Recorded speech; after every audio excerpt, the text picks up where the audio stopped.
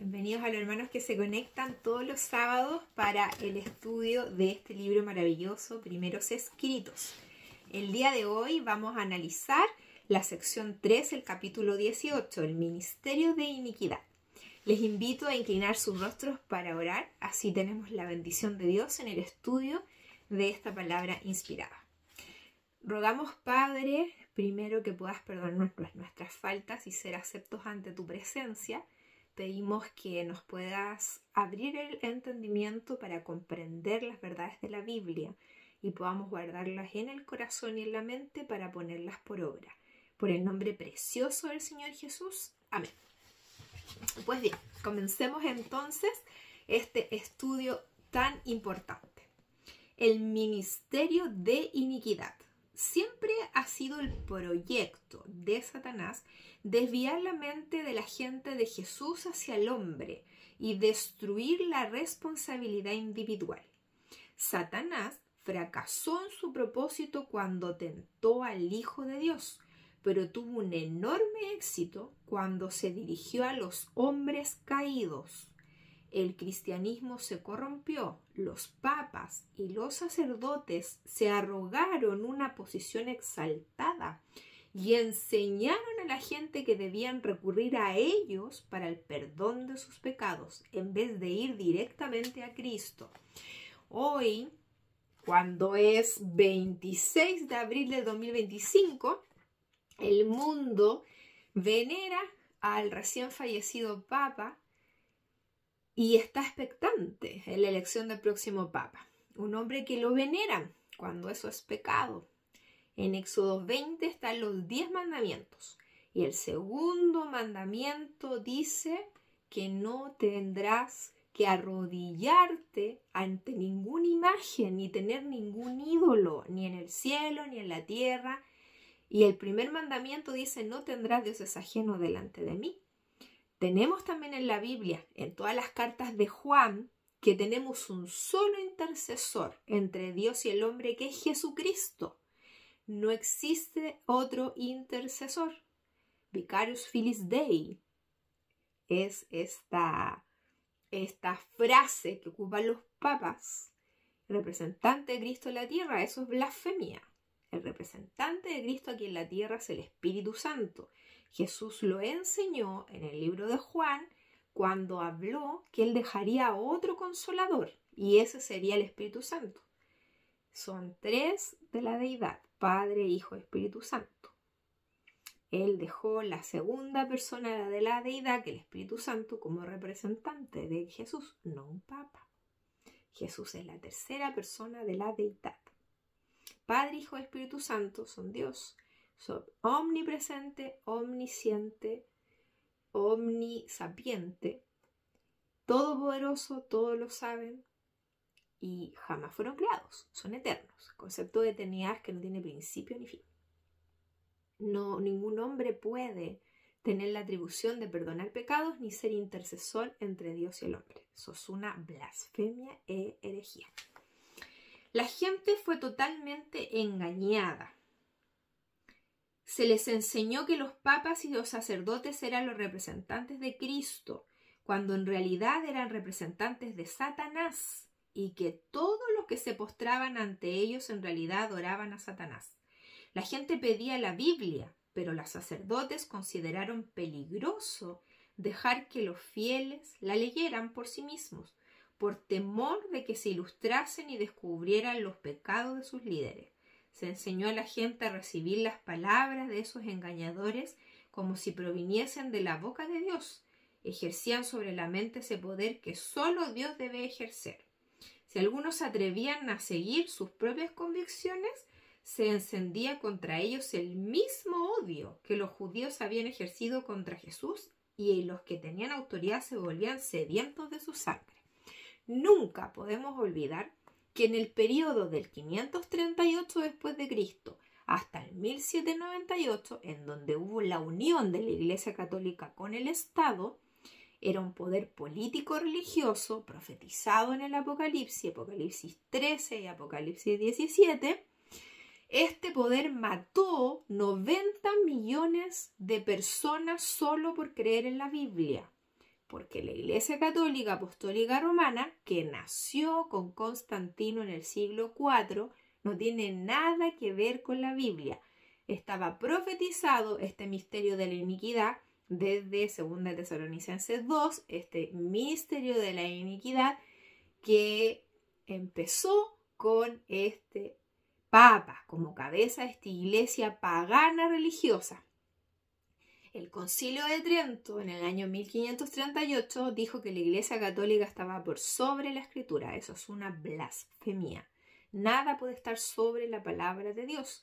El apóstol Pedro en el libro Hechos de los Apóstoles, cuando lo llevaron a juicio, dijo: es necesario obedecer a Dios antes que a los hombres. Martín Lutero en el siglo XVI, cuando fue llevado al concilio, era un monje católico. Él jamás quiso dejar la Iglesia Católica porque creía que era la verdadera. No había estudiado profecía. Y se echó todo el catolicismo encima cuando se dio cuenta y pescó una Biblia por primera vez y se dio cuenta que todo lo que le habían enseñado era falso, que la Biblia decía que el único que puede perdonar pecados es Jesús y que Él murió en la cruz del Calvario por salvar a la humanidad. En esa época de él se vendía el perdón. Si tenías dinero podías comprar el perdón. Si no tenías dinero te vas a ir al infierno por tus pecados. Así es como se juntó el dinero para la Basílica de San Pedro, vendiendo indulgencias. La Iglesia Católica no ha cambiado. El nuevo Papa que viene, con él va a venir la gran gloria de la Iglesia Católica y va a volver a recuperar ese poder y va a volver a unirse la Iglesia con el Estado y van a volver a haber mártires. Y se va a implantar la ley dominical entre marzo y abril del 2028. Si quieren más información sobre todas estas profecías que están pronto a cumplirse, estamos exactamente a menos de 3 años de la ley dominical. Puedes pedirme mi libro 10 llamado La Séptima Trompeta para que te lo envíe totalmente gratis. Se me mostró un tiempo en que Satanás triunfaba de manera especial. Multitudes de cristianos eran muertos de una manera espantosa porque querían preservar la pureza de su religión. La Biblia era odiada y se hacían esfuerzos para raerla de la tierra. A la gente se le prohibía leerla, so pena de muerte, y se quemaban todas las copias que se podían encontrar. Pero vi que Dios tuvo un cuidado especial por su palabra, la protegió. En diferentes periodos hubo muy pocos ejemplares de la Biblia, pero Dios no consintió en que se perdiera su palabra, porque en los últimos días los ejemplares iban a multiplicarse de tal manera que toda familia podría poseerla. Vi que cuando hubo muy pocas copias de la Biblia fue preciosa y reconfortante para los perseguidos seguidores de Jesús.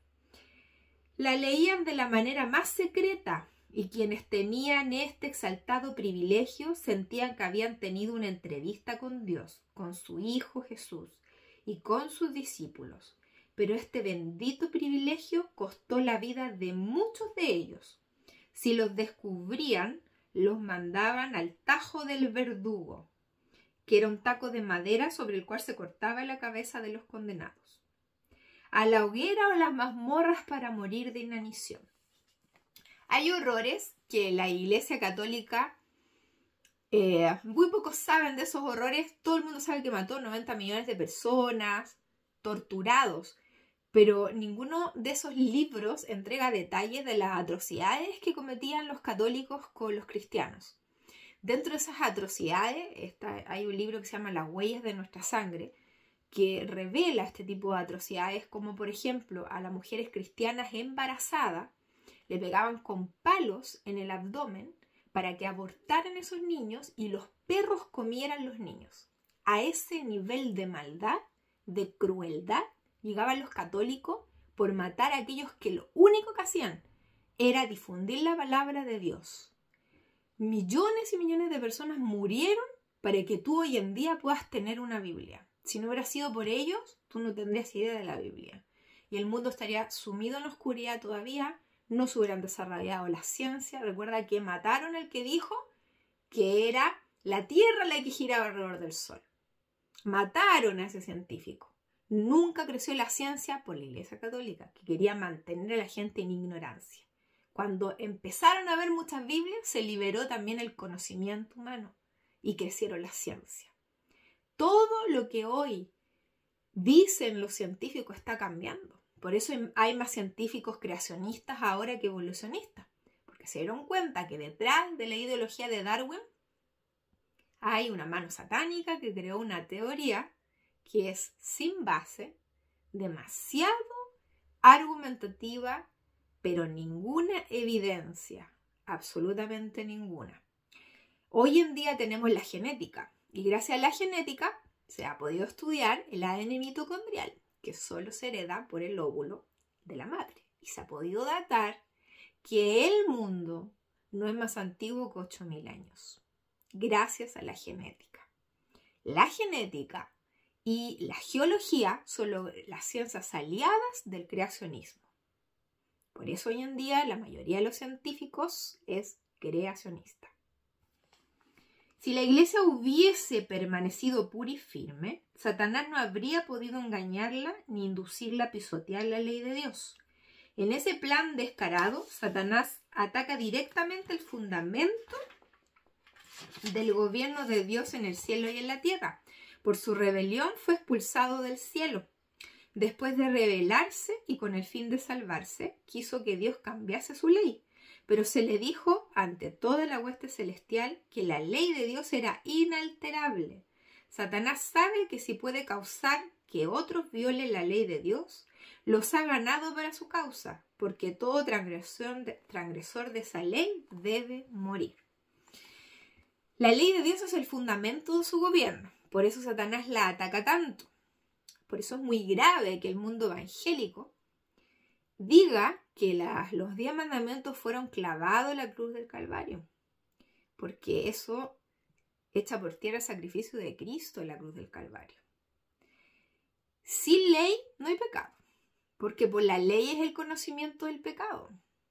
Y eso sale en el libro de Romanos. Tienes que leer el libro de Romanos entero para comprender, porque tú como evangélico sacas algunos versículos muy manipulados por ti, 1 o 2, y enseñas a tus fieles que la ley es maldición, porque no sabes leer la Biblia, porque crees que puedes hacer teología de un versículo.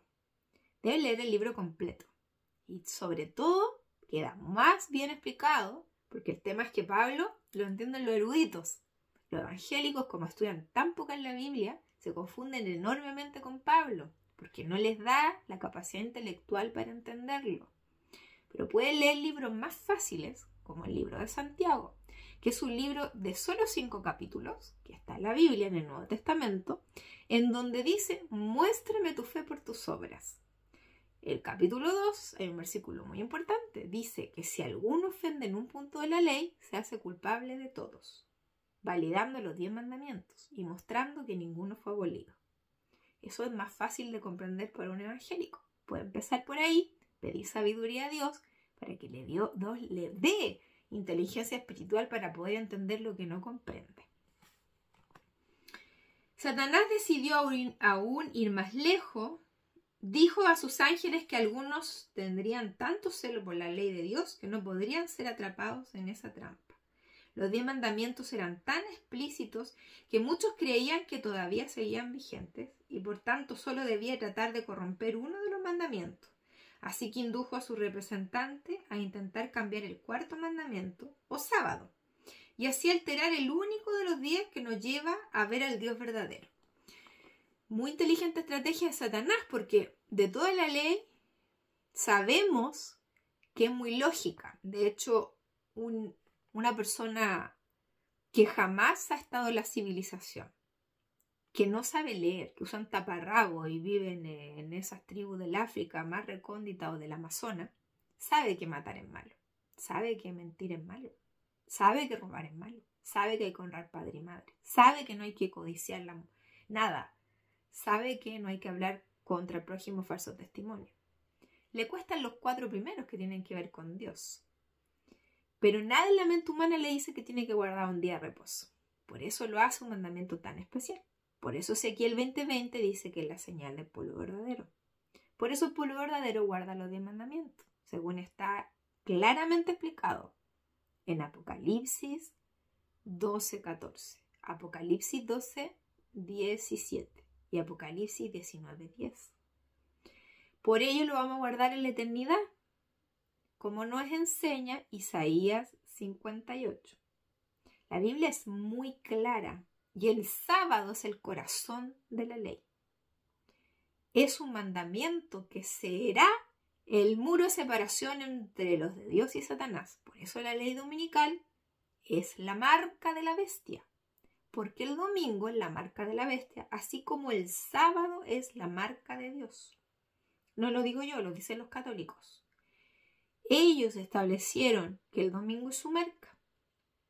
Ellos son los que saben esto muy claramente. Así como Dios tiene su marca, que es el sábado, Satanás tiene su marca, que es el domingo. Así Satanás logró y presentó ante ellos la gloriosa resurrección de Jesús, y que como por haber resucitado el primer día de la semana, el Salvador había cambiado el día de reposo del séptimo al primer día de la semana. Todo esto lo cree el mundo evangélico. Aún los católicos son más sinceros porque en la Biblia, todas las Biblias son iguales, menos la de los testigos de Jehová, que está manipulada. Específicamente, la manipulación ocurrió en la Universidad de Cambridge por jesuitas. Tiene trastocado, como ejemplo, Juan 1:1. En toda la Biblia dice, en el principio era el verbo era con Dios y el verbo era Dios. En la Biblia de los testigos de Jehová dice, en vez del verbo era Dios, dice el verbo era como un Dios y con minúscula la palabra Dios. Tienen trastocadas varios versículos también donde habla de la deidad, que son 3. También ese versículo está trastocado en la Biblia de los testigos de Jehová y en otras versiones, pero por lo general todas las Biblias son iguales y la católica es muy clara. Y en Éxodo 28, donde está el cuarto mandamiento, la Biblia católica dice, acuérdate del día sábado para santificarlo. Claramente sale como el cuarto mandamiento y sale un asterisco. El comentario de abajo es humano, no es de Dios. Y dice, pero para los católicos es el día domingo cambiado por el hombre. Hasta ellos tienen sinceridad para decir que ellos cambiaron el día. Pero los evangélicos son los más chuecos, porque se atreven a decir que porque Jesús resucitó el día domingo y le confirió al domingo santidad, cuando eso fue un engaño satánico. Porque no hay ningún registro en la Biblia que diga que por haber resucitado Jesús el domingo hizo santo el domingo. Por algo en inglés, domingo es Sunday, día del sol. Eso es el domingo. Por algo Jesús no resucitó en sábado, reposó el sábado a un muerto. La muerte es un dormir. Hay inconsciencia, no resucitó por eso. Por eso las mujeres, cuando lo iban a ir a perfumar en su muerte, no pudieron hacerlo, porque el viernes lo llevaron rápidamente a la tumba, no lo pudieron perfumar porque se escondió el sol. ¿Y cómo se guarda el sábado, día santo, de viernes a la puesta del sol a sábado a la puesta del sol? En todo Hechos de los Apóstoles se ratifica el sábado como día de reposo. Algunos malvados sacan un versículo de Hechos de los Apóstoles porque se recogían ofrenda el día domingo y creen que por eso tiene santidad el domingo. No se recogían ofrenda el sábado por respeto y santidad el sábado. En la cultura de los primeros cristianos, en la época de los apóstoles. Hay que aprender el contexto. Texto fuera de contexto es solo un pretexto. Y no tienen ni siquiera un versículo para ratificar su mentira satánica de que es solemne y santo el domingo. Así Satanás usó la resurrección para provecho de sus propósitos. Él y sus ángeles se regocijaron de que los errores que habían preparado fuesen aceptados tan favorablemente por los profesos amigos de Cristo. Lo que uno consideraba con horror religioso, otro lo recibía. Así fueron recibidos y defendidos con celos diferentes errores. La voluntad de Dios, tan claramente revelada en su palabra, fue tapada con errores y tradiciones, los cuales han sido enseñados como mandamientos de Dios. Aunque este engaño que desafía al cielo será tolerado y proseguirá hasta la segunda venida de Jesús, durante todo este tiempo de errores y engaños, Dios no ha quedado sin testigos. En medio de las tinieblas y persecuciones contra la Iglesia, Siempre ha habido fieles y veraces que guardan todos los mandamientos de Dios. A lo largo de toda la historia, Dios ha tenido un pueblo. En esta época oscura de estos 1260 años, Dios tuvo todos estos pueblos de Italia y de Francia. Dentro de ellos los más destacados son los valdenses, que guardaban el sábado y guardaban toda la Biblia. Y que la Iglesia Católica mató millones de ellos, persiguiéndolos. Vi que la huestes angélica se llenó de asombro al contemplar los sufrimientos y la muerte del Rey de Gloria. Pero también vi que no les sorprendía que el Señor de la vida y la gloria, el que llena los cielos de gozo y esplendor, quebrantase los lazos de la muerte y surgiese de su cárcel como conquistador triunfante. Por tanto, si uno de estos dos sucesos debiera conmemorarse por un día de descanso, debería ser de la crucifixión. Pero vi que ninguno de esos acontecimientos estaba destinado a cambiar o derogar la ley de Dios. Por el contrario, ofrecen la prueba más contundente de su carácter inmutable. Ambos sucesos importantes tienen sus conmemoraciones. Al participar de la cena del Señor, del pan quebrantado y del fruto de la vid, anunciamos la muerte del Señor hasta que Él venga. Así se renuevan en nuestra mente las escenas de su sufrimiento y muerte. Conmemoramos la resurrección de Cristo con nuestro ser sepultado con Él por medio del bautismo y levantado la tumba líquida a semejanza a su resurrección para vivir en novedad de vida. Si tú estás recién aceptando el mensaje, lo primero que debes hacer es lo que dice Marcos 16:16. El que creyere y fuere bautizado, ese será salvo. ¿Cómo se bautizó Jesús? Porque el bautismo de bebé no es bíblico, es pagano. Jesús se bautizó no porque tuviera pecado. Dijo, ejemplos yo he dado para que como yo he hecho, vosotros también hagáis. Recién ahí tú eres hijo de Dios. Mirad cuál amor nos ha dado el Padre para que seamos llamados hijos de Dios. Ahí recién tu nombre es inscrito en el libro de la vida. Ahí recién eres juzgado como hijo. Porque en realidad si tú no estás bautizado, no entras ni siquiera a juicio ni candidato a salvación. Absolutamente no. Hay que seguir los pasos del santuario, ahí está el modelo. En el santuario, en el atrio, primero estaba el altar del sacrificio. Jesús murió en la cruz del Calvario. Lo primero es aceptar que Jesús es tu Salvador. Después venía la fuente del agua, que es el bautismo. Debes bautizarte después de aceptar a Cristo. Y entonces pasas al lugar santo. Y allí está, en el extremo norte, los panes de la proposición, el pan de vida, que es el estudio de la palabra de Dios.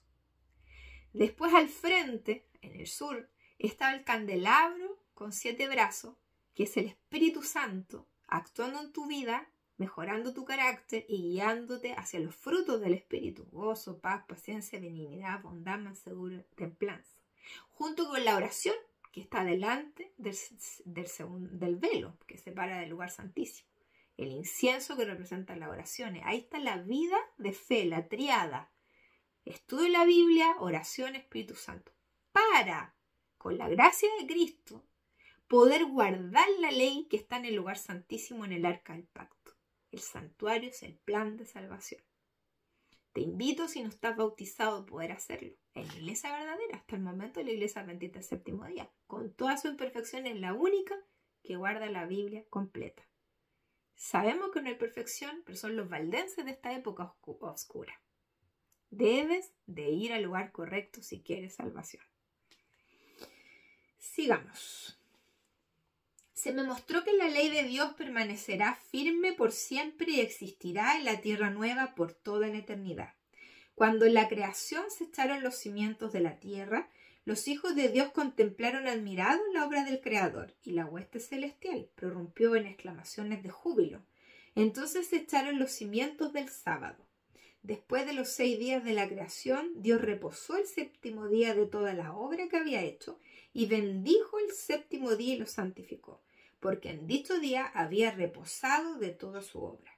El sábado fue instituido en el Edén antes de la caída y fue guardado por Adán y Eva y toda la hueste celestial. Dios reposó en el séptimo día y lo bendijo y lo santificó.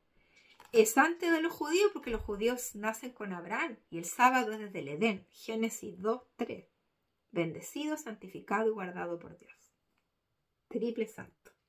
Vi que el sábado jamás será abolido, jamás. Por eso es tan grave que el hijo del pastor Bullón, pastor muy famoso en la iglesia adventista, que debería estar expulsado y borrado de la iglesia por todas las estupideces que ha dicho, y su hijo igual, Rubén Bullón dice que el sábado no lo guardaremos en el cielo. Primera herejía, contradiciéndose con la Biblia. Isaías 58, Ezequiel 20:20, muchos versículos que lo dicen. También Rubén Bullón dice que los que señalan que no se va a pecar acá en la tierra, que es posible no pecar, son de Satanás, contradiciendo las cartas de Juan, como primera de Juan, en donde nos dice claramente: el que dice que me ama y no guarda su mandamiento, el tal es un mentiroso, la verdad no está en él. El que dice que me ama no peca, dice el apóstol Juan, contradiciendo la misma Biblia. Y su padre, echando por tierra que Elena de White no es importante, cuando Elena de White, su libro mal de la Biblia, es palabra inspirada. La Biblia fue escrita por profetas, inspirado por Dios. Elena de White es una profeta y cumple el criterio para la iglesia verdadera. Apocalipsis 19:10 dice que el testimonio de Jesús es el espíritu de la profecía y le fue dado a Elena de White, profeta para mi época. Porque la iglesia verdadera tiene dos características. Apocalipsis 12:17, Apocalipsis 14:12. Aquí está la paciencia de los santos, los que guardan los mandamientos de Dios y tienen el testimonio de Jesús. Y Apocalipsis 19:10, el testimonio de Jesús es el espíritu de la profecía. La iglesia verdadera guarda los 10 mandamientos y tiene el espíritu de la profecía que le fue dado a Elena de White.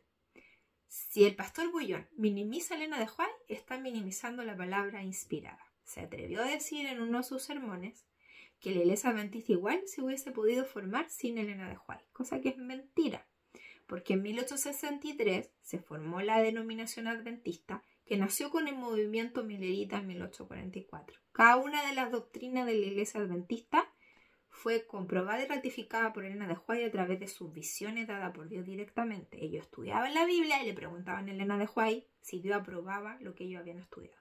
Y así fue como se creó la iglesia. Entonces ambos, padre e hijo, le han hecho un daño muy grande a la iglesia, enseñando herejías. Ambos debiesen estar desglosados de la iglesia. Este hombre es seguido por muchos evangélicos y católicos, pero por muy pocos adventistas fieles. Los adventistas tibios, los adventistas de la Odisea, que Dios los vomita, son los que siguen al pastor Bullón. Pero un adventista correcto, un adventista que sabe de profecía, que es del Señor, jamás va a seguir un hombre así. Ese hombre tiene botón de oro platino porque tiene un YouTube muy exitoso. Sin embargo, pastores tan importantes como Dennis Priest, que es el único pastor adventista que prepara los 144.000 y habla sobre 1888, que es un mensaje precioso, justificación por la fe dado a Bauerners y Jones, que la hermana White apoyó y defendió como el corazón del adventismo, ese pastor debiéramos escuchar, que es totalmente contrario a lo que predica el falso que es Bullón e hijo. Abra los ojos y deje de promover un pastor hereje.